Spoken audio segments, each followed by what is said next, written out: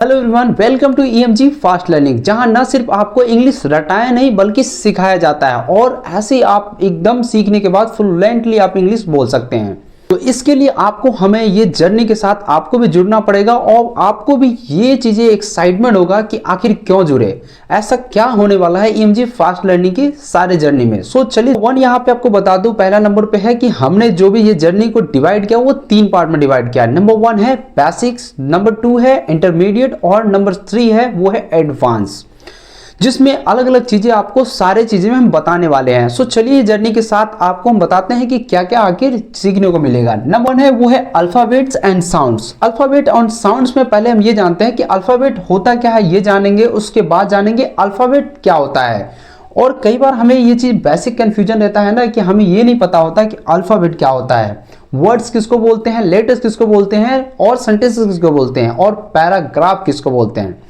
सो ये सारी चीजें के बारे में हम डिटेल्स में इस सब में जानने वाले हैं। उसके बाद हम नेक्स्ट है वो है साउंड्स।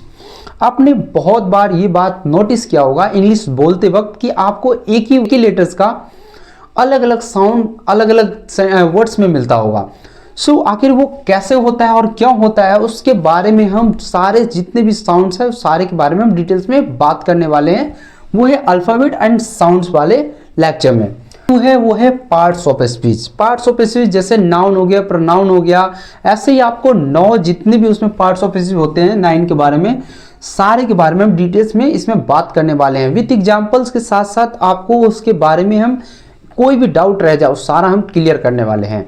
नेक्स्ट हम जानते हैं वो है आर्टिकल्स। जी हाँ, आर्टिकल्स एक बहुत ही इंपॉर्टेंट टॉपिक्स है। वो है हम ए, एन और द का यूज जानेंगे कि कहाँ हम ए का यूज करते हैं, कहाँ हम एन का यूज करेंगे और कहाँ हम द का यूज करेंगे। आपने बहुत बार देखा होगा कि कई बार होता है ना कि द जो होता है ना उसको द की जगह द नहीं प्रोनाउंस करके वहां पे दी प्रोनाउंस करते हैं। तो इसके बारे में भी जानने वाले हैं कि आखिर क्यों हम द को दी बोलते हैं। और नेक्स्ट है वो है हेल्पिंग वर्ब्स। हेल्पिंग वर्ब जैसे इज, एम, आर, वाज, वर, जितने भी है बेसिक चीजें हेल्पिंग वर्ब के बारे में हम डिटेल्स में जानने वाले हैं, जो कि कोई भी डाउट रह जाएगा वो सारा हम इसके लेक्चर में हम क्लियर करने वाले हैं। और 5वां नंबर पे है वो है दिस, दैट और दिस, दोज। जी हाँ, ये 4 बहुत ही बेसिक अच्छी चीजें हैं जिसके बारे में हम जानने वाले हैं कि इसका यूज क्यों करते हैं और कहाँ करते हैं और कैसे करते हैं, इसके बारे में जानेंगे। अब नेक्स्ट है वो है बेसिक वोकैबुलरी। जी हाँ, बेसिक वोकैबुलरी में आपको जितना हो सके हम शुरू से अंत तक हम इसके बारे में बात करने वाले हैं और उसके बारे में सीखने वाले हैं।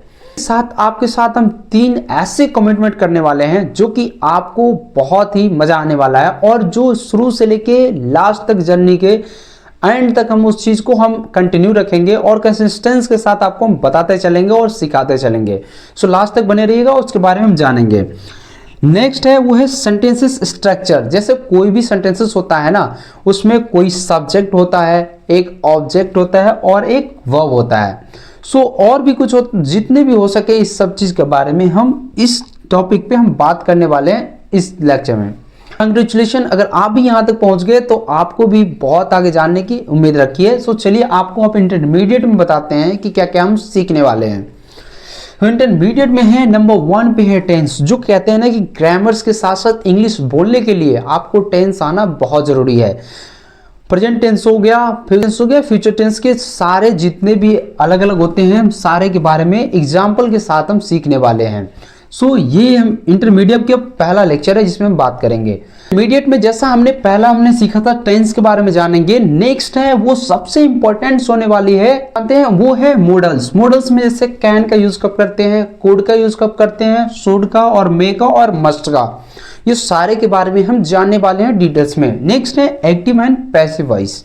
प्रीपोजिशन में जैसे इनका, एट का और बिटवीन, ये सारे का हम यूज क्यों और कहाँ करते हैं सारे के बारे में जानने वाले हैं। नेक्स्ट है इंपॉर्टेंट वो भी होने वाला है वो है कंजक्शन में जैसे एंड, बट, बिकॉज, ये सब सारे चीजें है ना, इसका यूज क्यों करते हैं और कहाँ करते हैं, इसका क्या मीनिंग है, ये सारे हम जानने वाले हैं।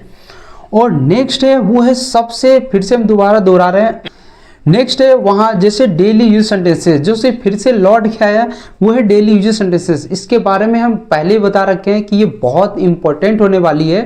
सो आपसे आज ही कमिटमेंट करता हूं कि 3 चीजें आपको हमेशा कंटिन्यू रहेगा, मतलब कंसिस्टेंट रहेगा। नंबर 1 है वो है वर्ड्स। जी हाँ, आपको वर्ड्स डेली सिखाया जाएगा, कुछ ना कुछ नया वर्ड्स सिखाया जाएगा, क्योंकि सब इंग्लिश का सबसे बेसिक चीजें है वो है वर्ड्स। अगर वर्ड्स ही ना रहा तो आप कोई सेंटेंसेस बनाने में कैपेबल नहीं रहेंगे। सो इससे पहले आपको कैपेबल बनाने के लिए वर्ड्स बहुत जरूरी है।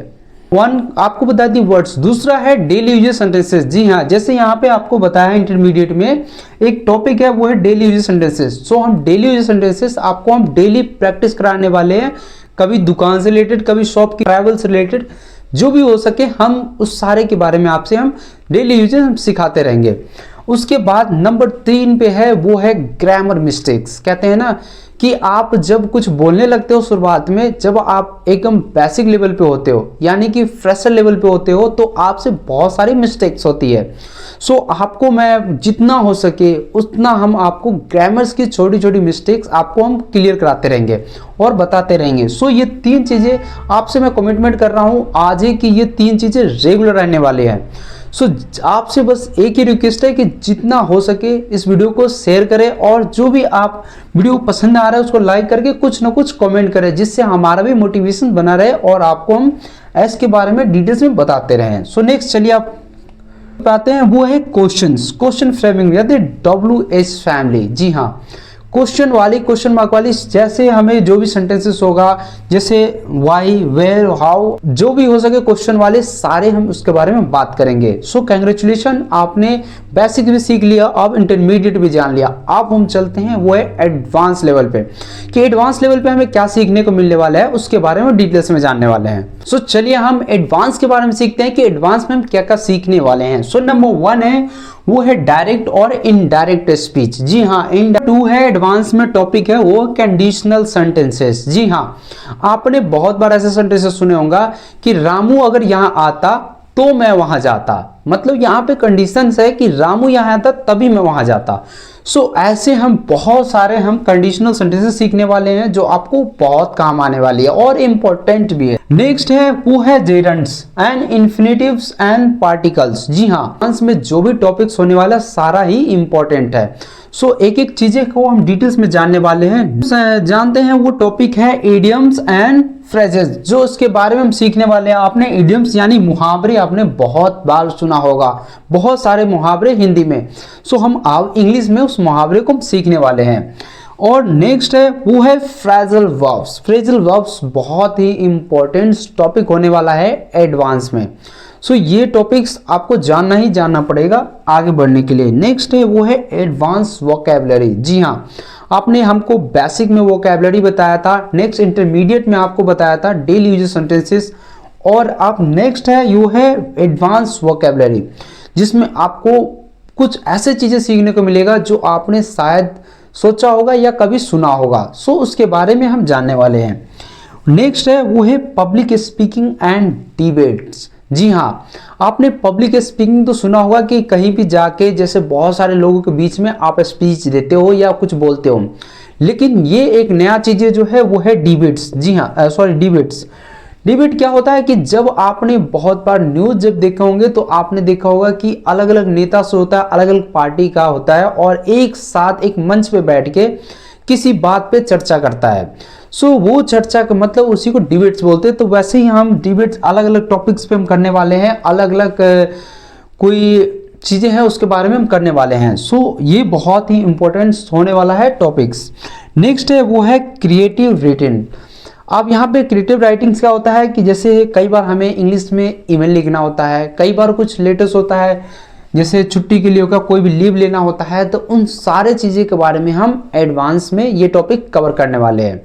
सो इस साथ ये जर्नी हम शुरुआत करते हैं, और यहाँ से हम बेसिक से आपको हम 1 बाय 1 करके जैसे आपसे कमिटमेंट किया है वो हम सारा शुरू आज से करने वाले हैं। सो चलिए, थैंक यू फॉर वॉचिंग।